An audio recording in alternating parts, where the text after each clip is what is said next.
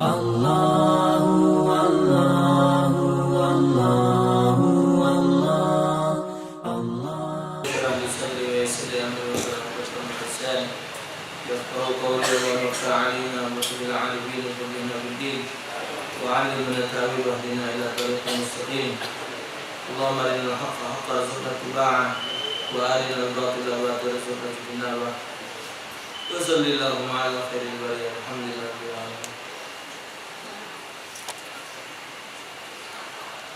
Assalamualaikum warahmatullahi wabarakatuh.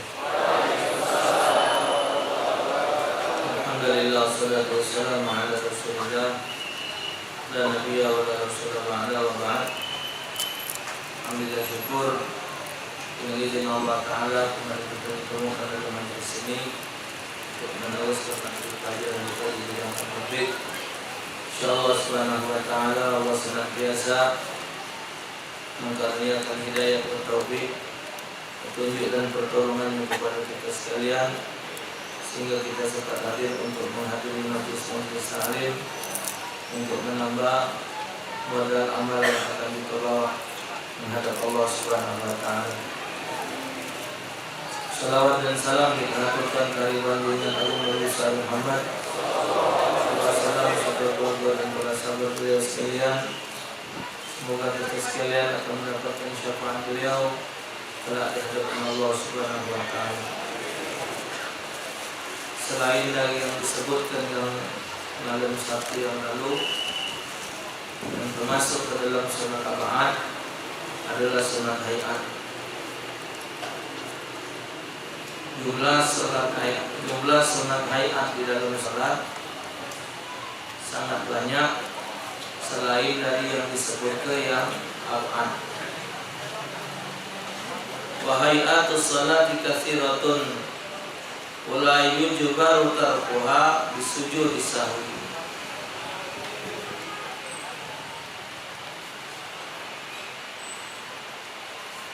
Adapun sunat hayat di dalam salat jumlahnya banyak, namun tidak disunahkan untuk sujud sahwi jikalau tidak melakukannya.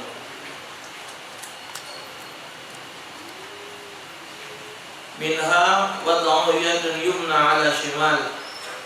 Yang pertama termasuk sunat hayat adalah meletak ke tangan kanan di atas tangan kiri. Letak ke tangan kanan di atas tangan kiri. Apa namanya?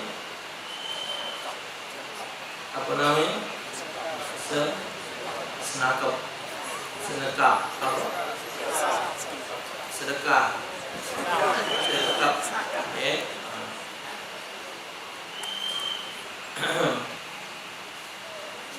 Ini kalau yang diamalkan oleh para ulama, guru-guru kita, amalnya tahta sadri fawqal batni. Tempat naruh tangan itu di bawah dada, di pucuk perut. Di bawah dada, di pucuk perut. Tempat meletak ke tangan. Jadi kalau nak mengukurkan lurusannya, lurusan dengan sikut. Jadi kalau kita nganu lurusan sama sikut. Jadi kalau ditarik lurus ya sama sikut. Nah, tidak ke pucuk dada sini, ya, tidak ke pucuk dada sini dan tidak di bawah perut. Seandainya itu terjadi, tidak menjadikan sholat itu batal. Tidak. Seandainya itu juga tidak dilakukan, sholat tetap sah. Cuman amalnya yang diamalkan oleh para guru kita, para ulama, tahta sadri fawqal batni, di bawah dada, di pucuk perut. Kata imam-imam di Mekah, kita tengok di TV, di YouTube, kata-kata di bawah dada, di atas perut, tidak di dada sini. Okay. Seandainya ada yang melakukan macam ini, silakan. Karena itu permasalahan sesuai dengan keyakinan ilmu yang mereka miliki.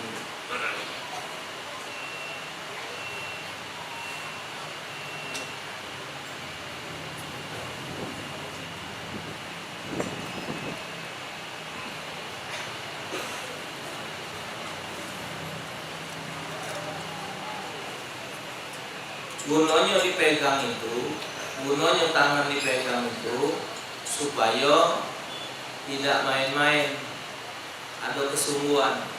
Kalau misal seandainya tangan tidak ada disenakep ke kaki dan bergerak-gerak.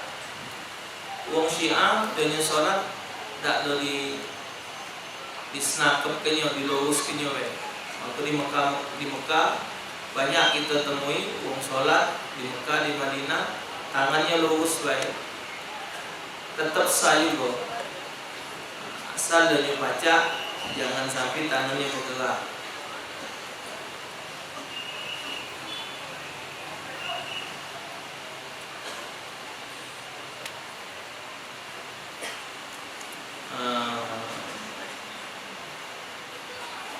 Wa minha, dan termasuk juga sunat hayat, julusu istirahatin wa mahalluhu ba'da sajdatin saniyatin yaqumu anha littiba'i la ba'da sajdatil tilawah.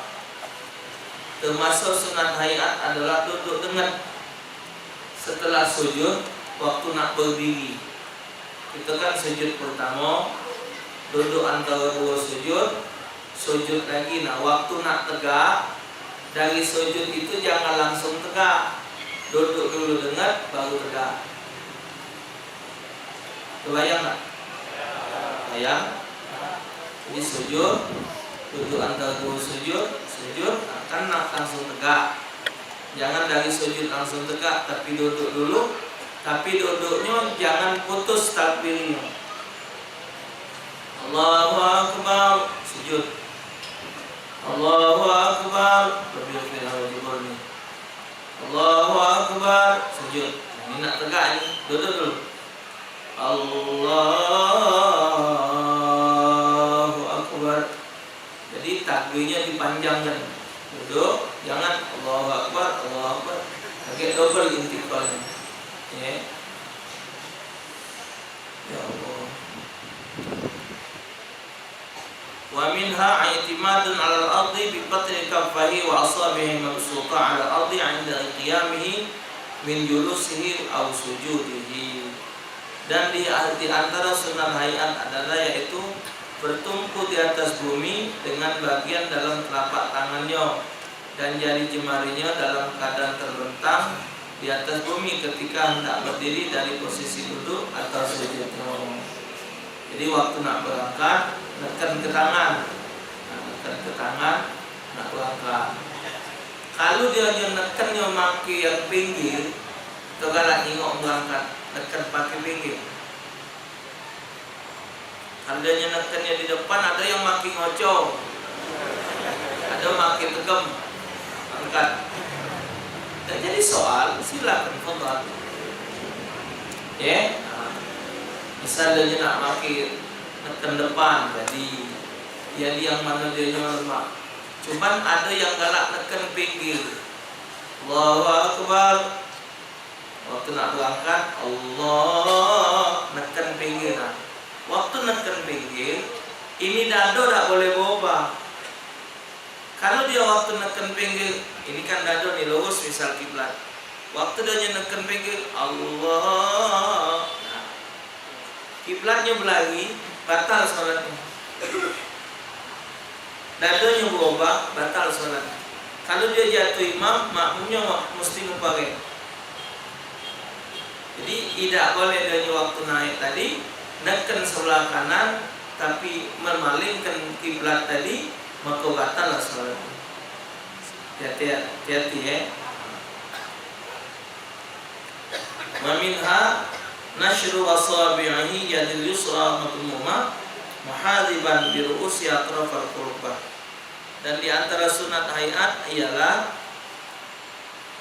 membentangkan jari jemari tangannya yang kiri dengan keadaan ditempelkan, disejajarkan dengan ujung-ujung jemari pada ujung lutut waktu duduk antara dua sujud atau duduk waktu tahiyat. Wa minha wadul kafai fi jami' jalasatis salati ala makhidai bihaitsu takun aqrab wa sabi' 'inda rukbatayhi. Dan di antara sunat hayat yaitu meletakkan dua telapak tangan di semua posisi duduk dalam salat di atas dua pahanya, di mana ujung jari jemari tangan ditempatkan berada di dekat kedua lutut imam. Jadi ditaruh pucuk pukang. Jari ini, ujung ini lurus dengan dengkul di pucuk pukang. Jangan dipinggir ke, jangan diselap ke selau pukang. Wong ini galak nunduk ke tangannya di jero pukang, itu makruh. Ditaruh di pucuk pukang, diluruskan sejajar dengan dengkul. Wa qabdu asabi'i yadil yumna ba'da wad'iha mansyurah la ma'ahu wa la qablahu fi tashahhudihi ila musabbihati kursi fayursiluha, dan menggenggam jari jemari tangannya yang kanan setelah meletakkannya dengan keadaan terbentang, bukan bersama dengan meletakkannya, dan tidak pula sebelumnya di dalam dua posisi tasyahud. Tahiyat nunjuk sunnah. Wa yushiru biha ala imalatiha qalilan inda qalik illa Allah bilah tahrik. Nah, jadi waktu dia tahiyat diangkatnya tunjuknya sedikit waktu mengucap illallah, asyhadu an la ilaha, waktu illallah diangkat bila tahrik, tanpa menggerak-gerak. Nah, kita jengok di masjid di Langgar itu galak ada yang gerak-gerak, ya. Dalam pelajaran kita tidak disunatkan menggerak ke. Dia nak bergerak laju lah, urusan dia. Dalam pelajaran kita tunjuk ini wayanwi bil isyaratil ikhlas bit tauhid bi ayat sidamin tidak ihi bi hamzati illallah annal ma'budu wahid. Dia jemaah fi tauhidihi baina i'tiqadihi wa qawli wa fi'li. Maksudnya apa? Dan dianya berisyarah dengan tunjuknya itu, dengan berniat dengan isyarat tersebut kepada kemurnian dalam bertauhid. Asyhadu an la ilaha, aku bersaksi tidak ada Tuhan kecuali Allah. Menunjukkan Allah itu satu. Cuman Allah yang satu, lain dari Allah tidak sempurna kalau satu. Ngokok kalau satu tidak baca, harus tuh. Buka kacamata kalau siko mesti. Megang cangkir tangan siko tuh mesti. Semuanya harus tuh. Kecuali Allah satu. Kalau Allah dua tidak mungkin. Kalau Allah dua tidak mungkin.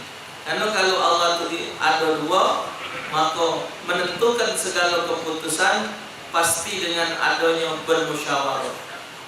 Mana nak kita hujan ke beda? Awak tu lah. Mana lah menurut awak? Bagus hujan tak? Hujan biar banyak ngantai.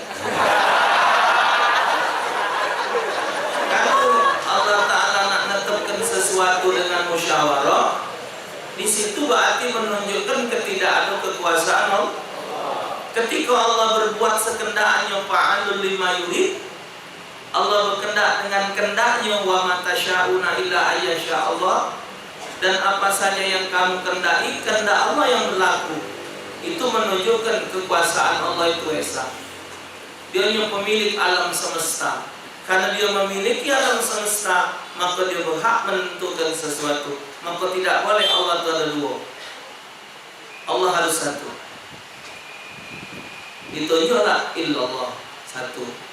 Ini isyarat tauhid dan keikhlasan. Ketika dia menunjuk bergerak, berarti menunjukkan keraguan-keraguan dia kepada Allah Subhanahu wa taala.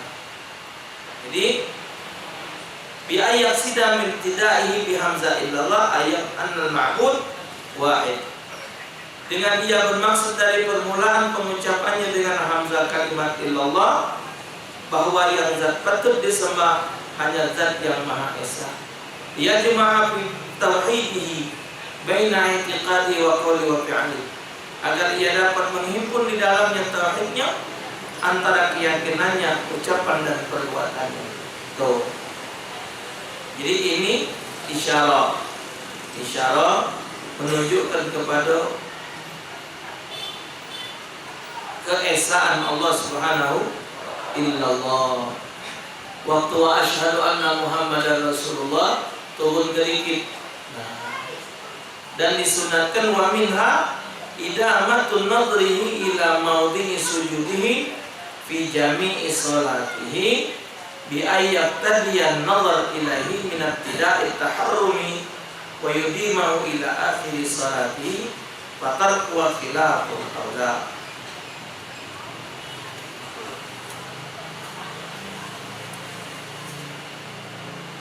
Dan hendaklah adanya memandang, melanggengkan pandangannya termasuk sunat hayat kepada tempat sujudnya sepanjang dari sholat, dimulai dari selesai takbiratul ihram sampai habis sholat.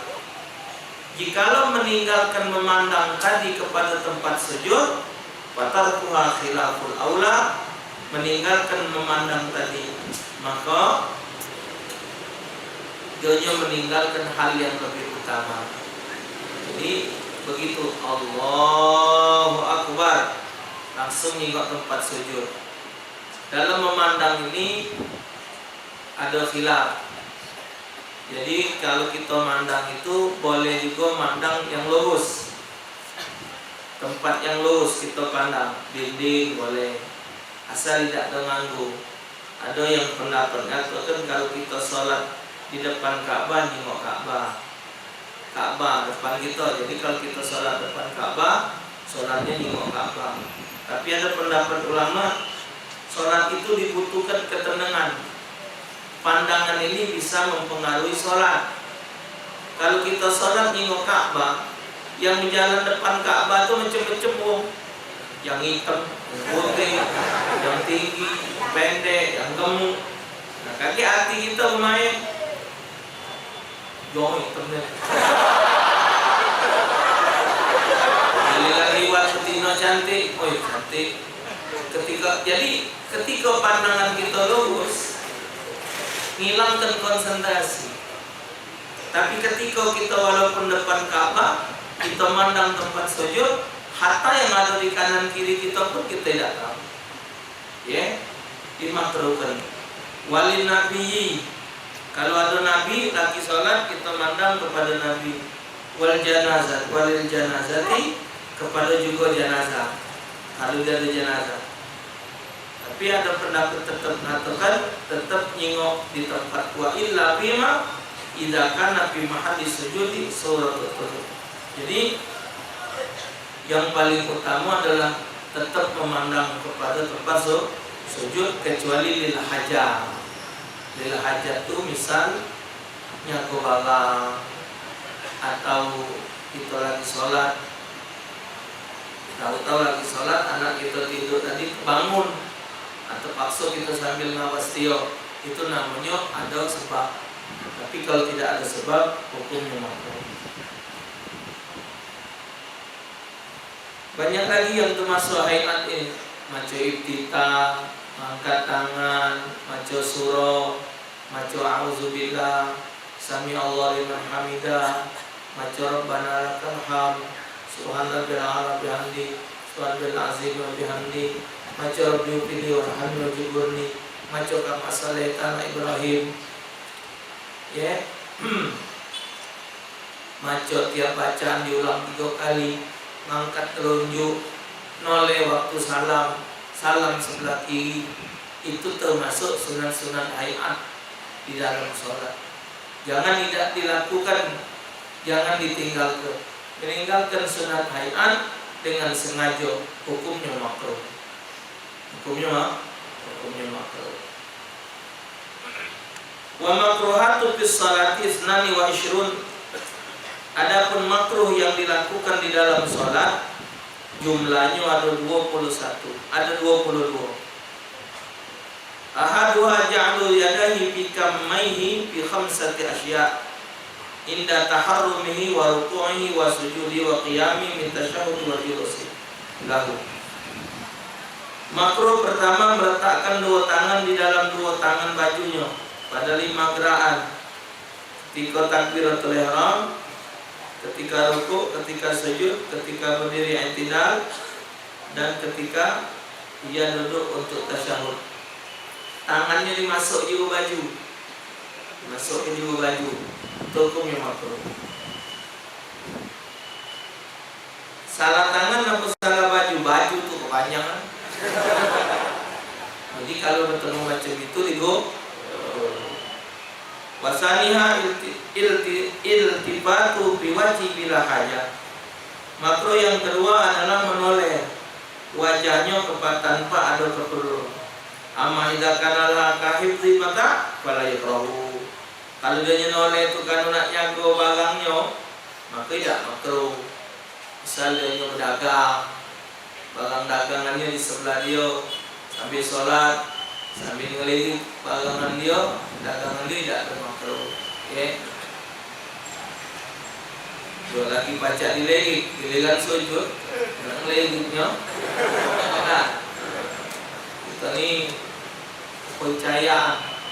Kalau di Mekah sana, kapan datang waktu sholat, tinggal tuai, nutup sama bobel, pergi dia ke masjid sholat, tinggal.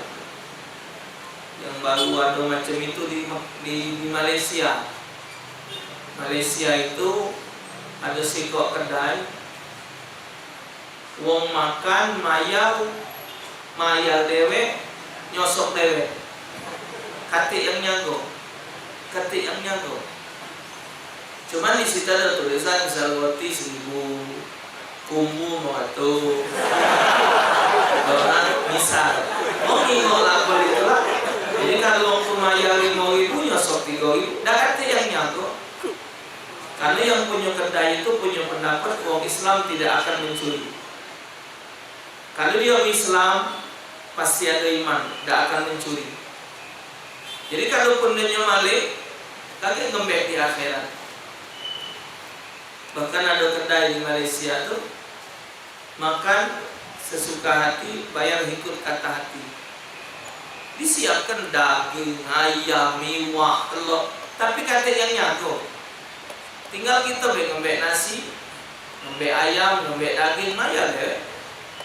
Menurut yang punya kedai, kami tidak pernah merasa rugi dalam berdagang seperti ini.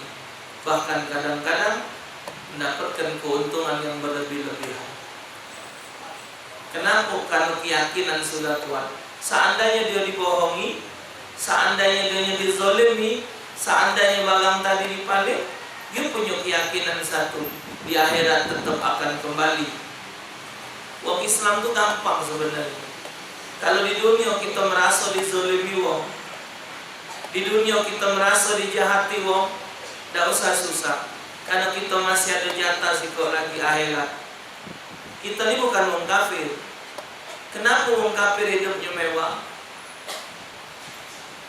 Kenapa orang-orang kafir hidupnya pecah berduitnya, rumahnya hebat, pedagangnya sukses, segala perkara yang pecah sukses. Kandang rumahnya lagi beden gitu. Kandang rumahnya dari stainless itu. Kalau kita nyingok di arah Jalan Muri, Jalan Raja Wali itu, Allah, nyingok kandang rumahnya itu baik. Oh, harga mahal kandang rumahnya dari rumah kita. Seolah-olah kita mikir, ya Allah suksesnya mereka. Memang Allah sudah janjikan, ad-dunya sijnul mu'min wa jannatul kafir. Dunia ini penjara buat orang beriman, surga untuk orang kafir. Jadi kita tidak heran kalau orang kafir hidupnya sukses, pedagangnya sukses, hidupnya mewah, kita tidak perlu iri. Karena mereka tidak ada jatah di akhirat. Begitu mereka mati akan jadi puntung api neraka. Wa quduhan nas wal hijarah. Tapi manusia, umat Islam, kalau dunia lagi hidup di dunia ini ada amal, dikit banyak dunia makin akan mendapatkan kenikmatan di akhirat. Tuh, cuman kebutuhan di dunia tetap dipenuhi oleh Allah. Uang berduit makan, kita susah juga. zakat, cuman mungkin beda harga berasnya. Wong yang berduit tadi mungkin sekilonya dia beli beras 10.000, kita mungkin beli beras yang harga 5. Itu berbeda. Tapi ketika mati, hatta wong kaya, hatta dia wong miskin, tetap lebar 60, panjang 2 meter, dan tetap dia dikuburkan yang namanya lubang kubur. Jadi wong nanya dengan anak, Ustaz, wong kafir itu yang galak sedekah, yang galak membantu wong, banyak maulud megat. Kadang-kadang wong non muslim ini, tetangga kita yang bukan Islam, dia melok nyumbang. Langgar kami laut ini, kalau giliran malam nisfu Sya'ban, nyumbang dia meli nasi pagi sore, lemaklah nasi dia, rendang, ayam, itu belok.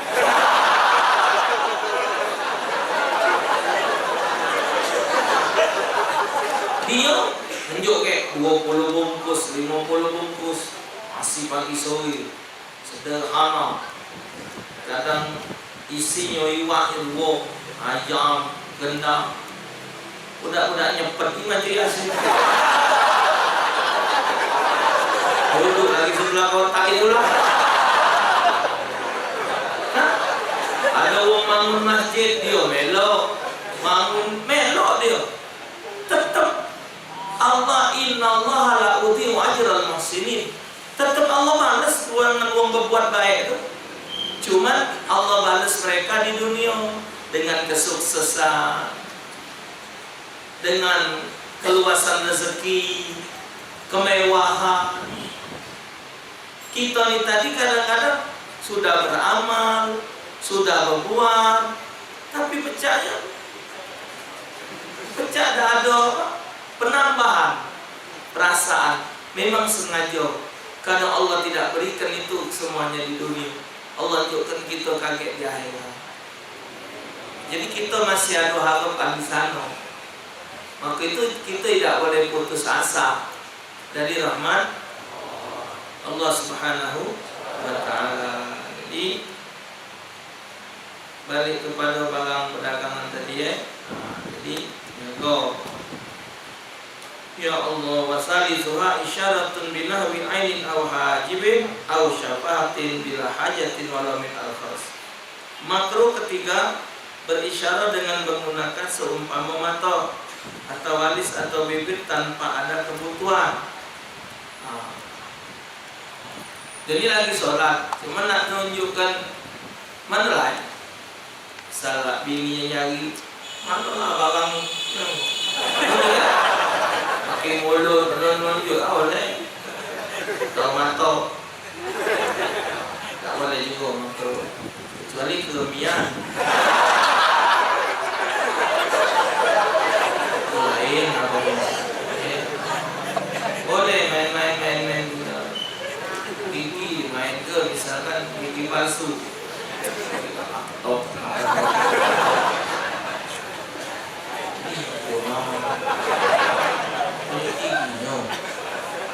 makro hukumnya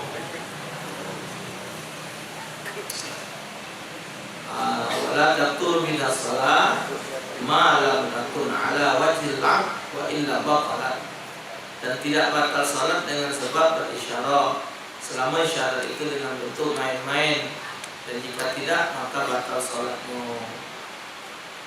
Amma idza kanat lil hajar karab bisalam wa na'am falaitahu. Adapun jika keadaan isyarat itu karena ada kepentingan menjawab salam dan semacam, maka tidak dimakruhkan. Warabiuha jahrun bi mahalli israr wa aqsuhu haitsu la udra. Termasuk makruh juga menguatkan bacaan pada tempat yang disuruh adeng. Ngadeng kebacaan dan menguat kebacaan bukan pada tempat yang makruh hukumnya. Salatnya sah tapi makruh. Salat zuhur Allahu Akbar baru belajar jam 5. Kenapa? Salli fardhu zuhur Allahu Akbar. Bismillahirrahmanirrahim. Alhamdulillahirabbil alamin. Boleh sah salat. Cuman makruh. Jadi dikuatkan ya sah, tapi makruh. Kita makmum juga ngamin punya tak usah diamin ke gini supaya dia sadar. Di tengahnya buat dia tak apa. No, apa kuat tu? Tidak batal tidak. Tidak batal tidak. Termasuk juga mengadengkan pada tempat yang dikuatkan itu makruh.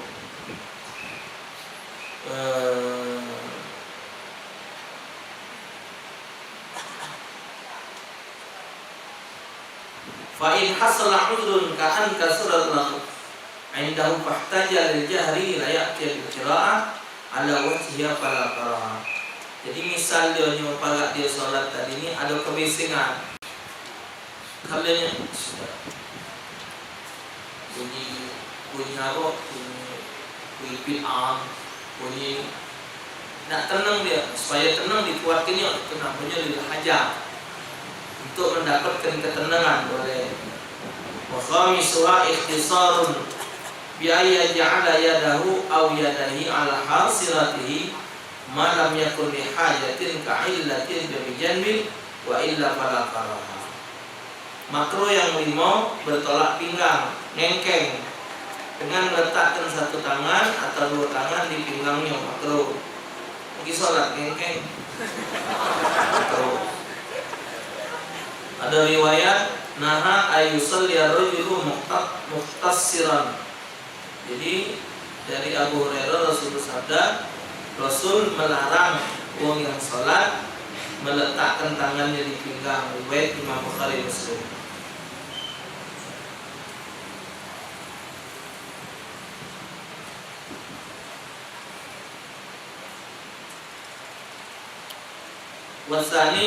Wasali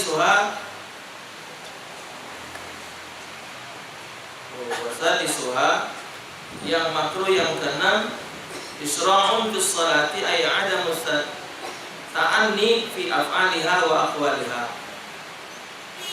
Makruh yang keenam tergesa-gesa di dalam salat, tidak perlahan dalam berbagai perbuatan salat dan ucapannya.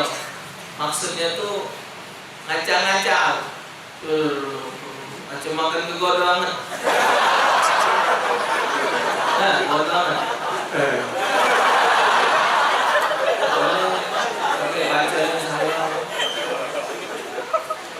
Bukan pisang anak dua-duanya ngaca-ngaca, tapi bacanya benar makruh. Kalau bacanya salah batal sholat, tapi lambatnya pula tidak boleh. Bismillahirrahmanirrahim. Alhamdulillah. Betul, malaikat dulu.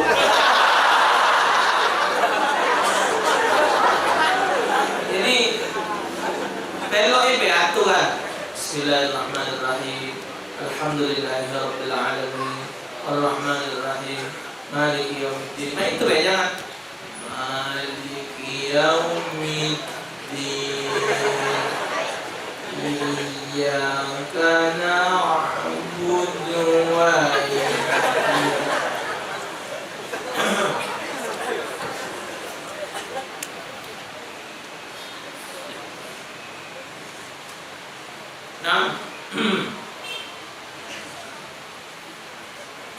Wa Isra'il idrak taharrumi al ghairi ma'al imam.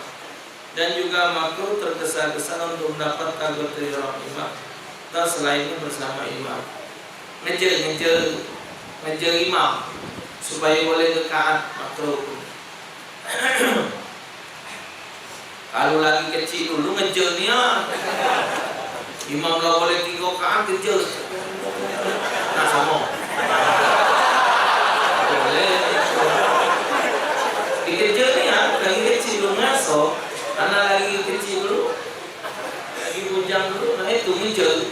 Imam lah boleh 2 rakaat, kita mau masuk. Kejar ni Pokoknya tak boleh. hitung-hitung rakaat kita, imam salam kita nambah. Zaman belum belajar, zaman jahiliyah.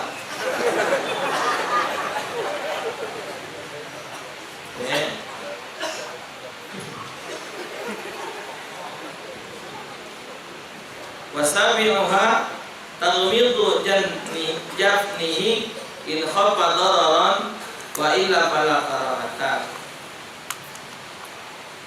Yang ketujuh, taghmidu jafnihi, memejamkan kelopak matanya, in khafa dararan, jika khawatir terhadap bahaya, wa illa fala karahatan, dan jika tidak khawatir akan bahaya maka tidak dimakruhkan.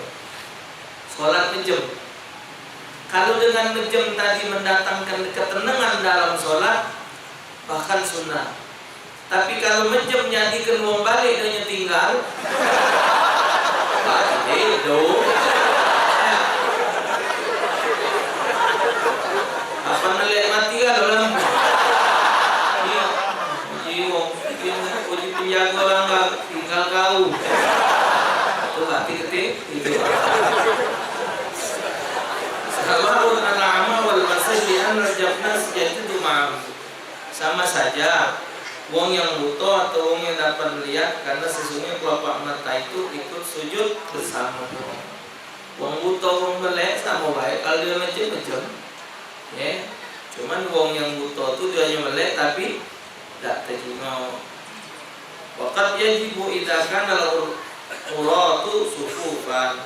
Namun terkadang memejam kelopak mata diwajibkan apabila terdapat karena uratu sufufan.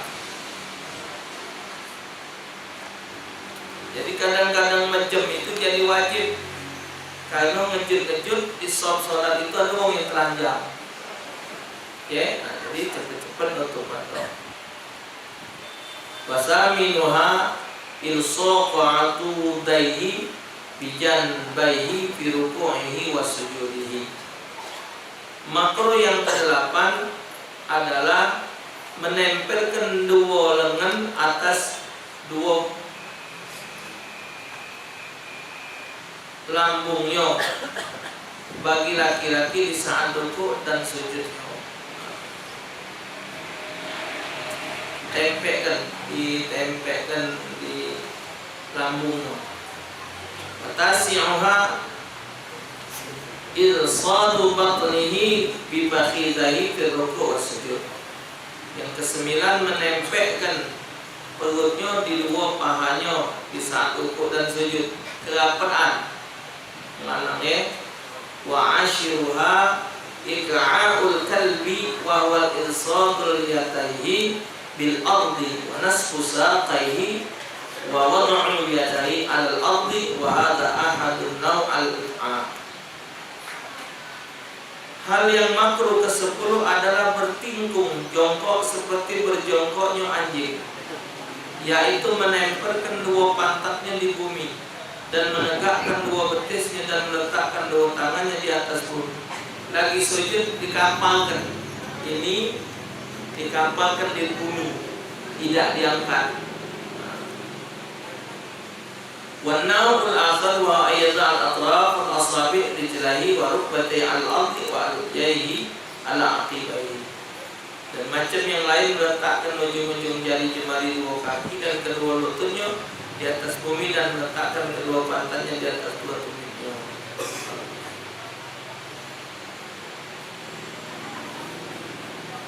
Wasani asyara, yang ke-12, iftirashu sabu' fi sujudihi bi yad'a dhira'ahi 'ala al-ardi kama yaf'alu subah.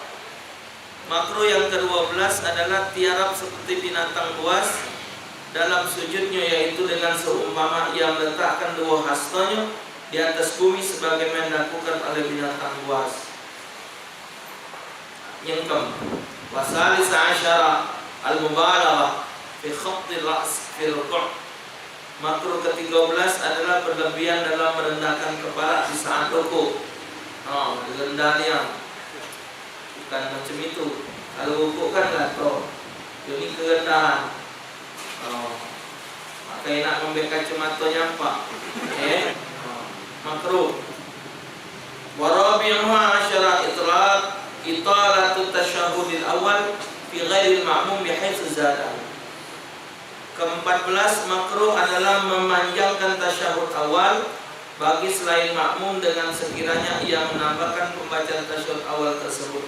Dibacanya sampai Hamidul Majid sengaja makruh. Tapi kalau kita makmum sampai Hamidul Majid, imam juga masih belum berangkat, boleh apa? Atau kita tasyahud awal, kita kurang satu rakaat, imam sudah rakaat terakhir, berarti imam macam tasyahud akhir, kita tasyahud, tapi kan panjang nunggu imam. Tak apa-apa kita habis ke tasyahud sampai Hamidul Majid, walaupun kita tasyahud awal. Walau bis salati 'alal ali wa bid du'a, walaupun hanya dengan menambahkan salat pada amma idza lam yazidu fala qara. Apabila dia tidak menambahkannya maka tidak apa. Wa khamisa asyara ittiba walau li ghairi rajul wa yaj'al wasal ridaihi tahta mankibahil ayman wa tarfi 'ala aysar. Makruh yang ke-15 adalah ittiba, walaupun bagi selain laki-laki itu meletakkan bagian tengah sorbannya di bawah pundaknya, ketiak yang kanan, dan letakkan dua ujungnya di atas pundak kirinya. Wasadisa asyara tashbikal asabi' wa huwa idkhalu ba'dihha fi ba'd. Makruh yang ke-16 adalah menjalinkan jari jemari tangan, yaitu memasukkan sebagian jari jemari di dalam selainnya.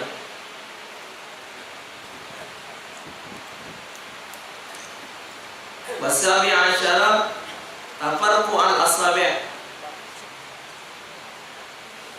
Apa? Tafarqu asabi'. Tafarqu huwa masdar tafarqu ala wazni tadahraj. Oh, bunyi ke petek. Petek. Kalau enggak di semayang, makruh. Tapi malah buruk petek.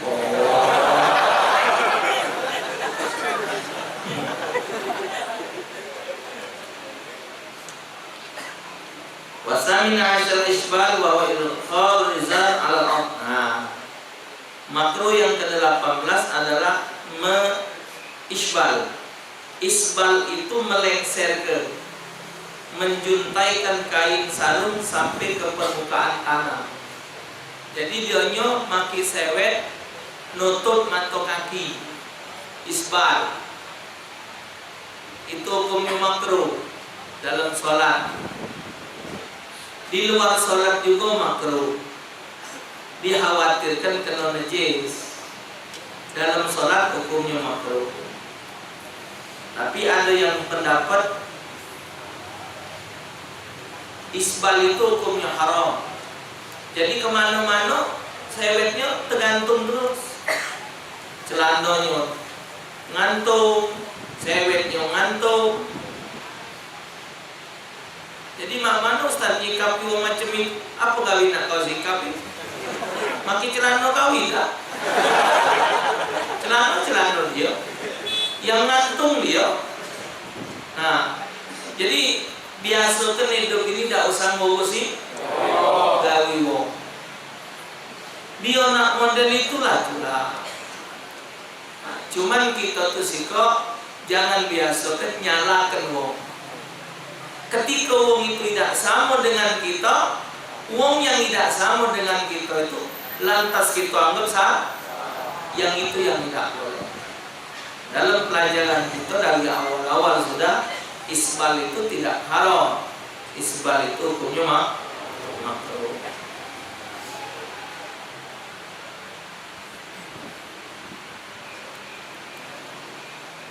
Wa tasya asyara basqun amaman wa yaminan la yasara. Makruh yang ke-19 adalah meludah ke arah depan dan kanan. Meludah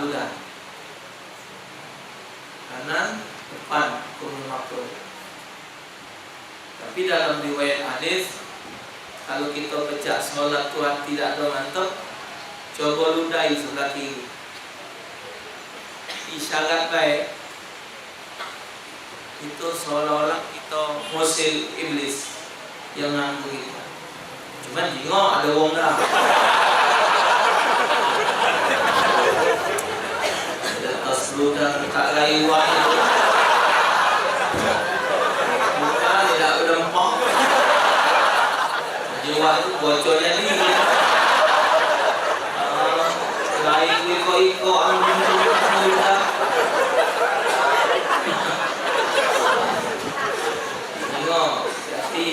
Sebelah kiri tapi jangan kanan ya. Kita juga walau di luar sholat, usahakan kalau meludah jangan kanan, makruh hukumnya. Walau di luar sholat, karena belah kanan ini ahli swarga, sebelah kiri ahli neraka. Kalau meludah, usahakan sebelah kiri. Kalau memang kira-kira ngomong, kalau lagi nyopir.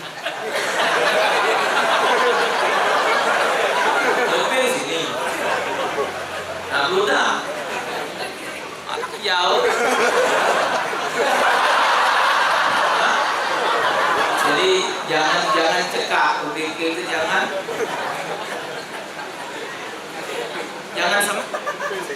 sempit. Setiap sesuatu itu saat kita mampu untuk melakukannya. Ketika kita tidak mampu, ya dengan terpaksa. Wa isyruha kafu sawbin aw sya'rin lirrajul ay man'uhu minas sujudi ma'a. Makruh yang ke-20 adalah menggelung pakaian atau rambut bagi laki-laki, yakni mencegah pakaian atau rambut dari sujud bersama dirinya. Ketika nak sujud, angkat rambut. Ketika nak sujud, angkat rambut. Maka tadi dipongkor pakai peci.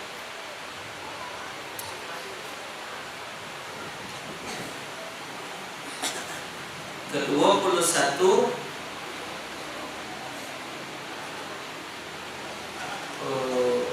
wahadi isyriha wa ta'uyadi ala qami fala haja. Yang ke-21 makruhnya adalah meletakkan tangan di mulutnya tanpa ada keperluan. Tahu sini ya.